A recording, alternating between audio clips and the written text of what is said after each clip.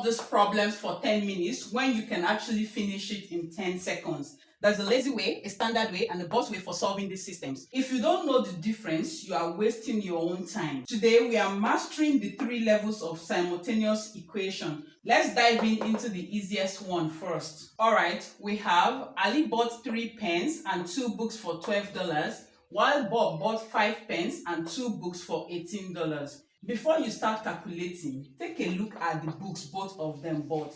It's the same, but the price jumped from $12 to $18. Why? Because of the 2 extra pen Ali bought, right? So therefore, 2 pen is equal to 6. Therefore, the price of 1 pen is equal to 6 divided by 2, and we have 3.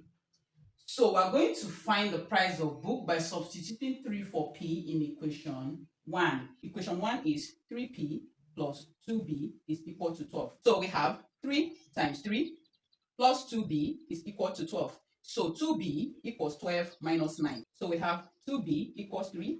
b is equal to 3 over 2, or 1.5. So our answer is going to be 3 and 1.5. Wait, before we move on, did you see this match in under 5 seconds? If you did, type lazy in the comments. Now nothing matches. This is the standard method you must show for your theory marks. So we have to make a match between these variables. So to do that, we are going to multiply equation 1 by 4 and equation 2 by 2. 2 times 4 to give us 8p plus 12c is equal to $52, right? Then here it's going to give us 8p plus 10c is equal to $46. Okay, so now we are going to take away equation 4 from equation 3. So we're going to subtract. This will go out. 12 minus 10 will give us 2c is equal to 52 minus 46, we have 6. So we're going to divide both sides by 2. So the value of c is equal to 3. Now we're going to find the value of p. Equation 1 is 2p plus 3c is equal to 13. 2p plus 3 times 3 is equal to 13. So 2p plus 9 is equal to 13. 2p is equal to 13 minus 9 is 4.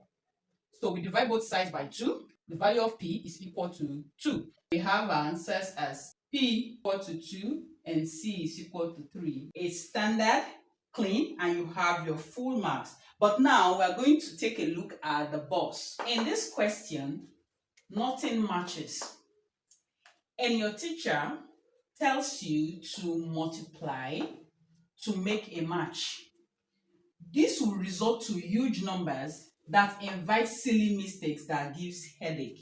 Let me show you a better way of solving this problem. Look at the coefficients. We have 37. We have 37 here. We have 43 and we have 43 here. They are swapped. If the numbers are swapped like this, do not multiply. It's a trap to waste your time. Use the swap method instead. So what we do in this case, instead of multiplying, we first of all add the 2 equations. So let's add them.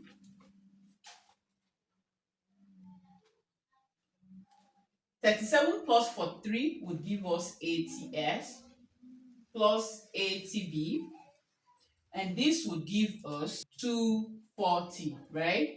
80 is common to all the terms, so we're going to divide all through, and this would give us s plus b is equal to 3. Hey, look at what we have here. We just turned these huge scary numbers into 1 and 1. If your mind is blown, hit that like button and subscribe to Math Easy. So we are about to finish this monster problem in 2 lines. Take note of this. I've written it down somewhere. We are going to use it later. Now we are going to subtract these 2 equations again. So we have 37 minus 43 would give us minus 6s. Then we have plus 43 minus 37 will give us 6b is equal to 123 minus 117 would give us 6, right?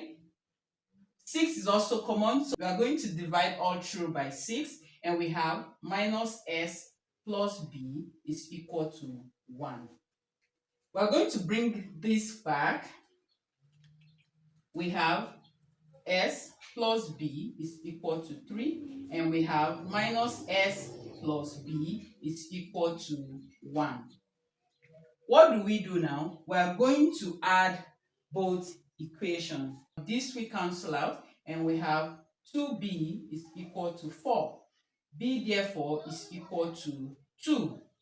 So since b is 2, we can find the value of s. So let's find the value of s using s plus b is equal to 3. So it's going to be s plus 2 is equal to 3. So s is equal to 3 minus 2, and value of s is equal to 1. So therefore, in this equation, s is equal to 1 and b is equal to 2. And you are done. And that's your toolbox. Match it, make it, or swap it. Use the right tool for the right problem, and you will realize that even the hardest exam questions are actually just a simple visual puzzle. I have left a practice problem in the pinned comment. It's to test your new skills and math easy. Let's keep making math easy. I'll see you in the next one.